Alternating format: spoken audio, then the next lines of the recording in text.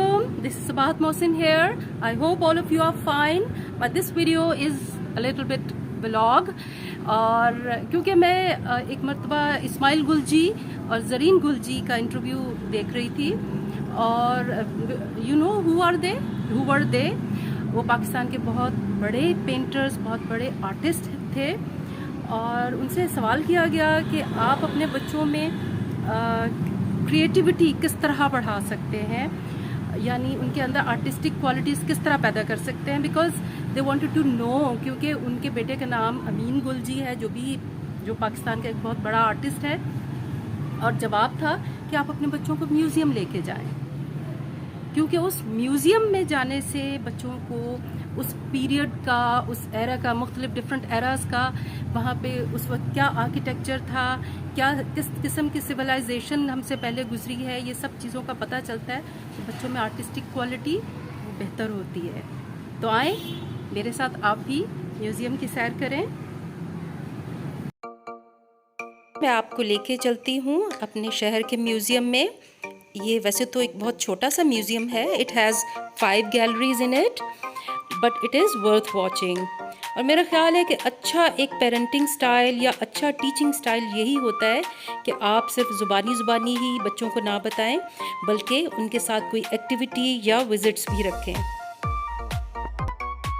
Okay, इस gallery में Gandhara civilisation के बहुत से आर्टिफैक्ट्स पड़े हुए थे और इसमें गौतम बुद्ध का बहुत से स्टैचूज़ थे। मुझे बहुत अच्छा लगा। अभी आगे आप देखेंगे जी, ये बिल्कुल इस साथ वाले कैबिनेट में, इसमें आप ये देखें कि इसमें गौतम बुद्ध की मदर जो है वो ड्रीम कर रही है, जिसमें उसको कोई गुड न्यूज़ मिली थी।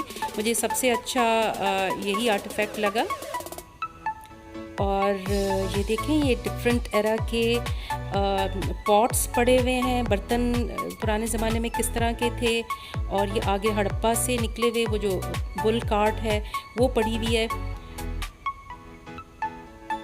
और मैं तो ये सब कुछ देख के बिल्कुल ही खो गई, और मेरे बच्चे जो मेरे साथ गए थे उनको भी बहुत मज़ा आया, बड़ा अच्छा लगा जी। और सामने ये एक एंटीक ज्वेलरी का हिस्सा था, और पुराने ज़माने में ख़वातीन किस किस्म की डिफरेंट मेटल्स की या क्ले की जो ज्वेलरी पहनती थी वो सामने प्रेजेंट की हुई है। इसके अलावा मुख्तलिफ वज़न जो थे उनके बाट थे पड़े हुए, और मुख्तलिफ उनके छोटे छोटे से टूल्स थे, मुख्तलिफ स्टैम्प्स थी पुराने ज़माने।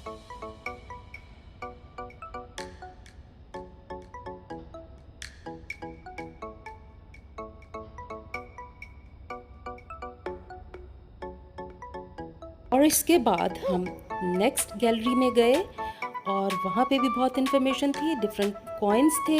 ये डिफरेंट एंशंट और एंटीक कॉइन्स की गैलरी थी, और इसमें 1947 से लेके अब तक के जो डिफरेंट कॉइन्स थे वो यहाँ पे लगाए गए थे। इसके अलावा मुख्तलिफ जो यादगार के तौर पे जो सिक्के निकाले गए थे वो भी यहाँ पे हैं।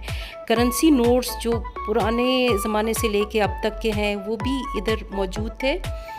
और मेरे बेटे ने तो बहुत ज़्यादा इन्जॉय किया और उसके लिए बहुत ज़्यादा इन्फॉर्मेटिव था।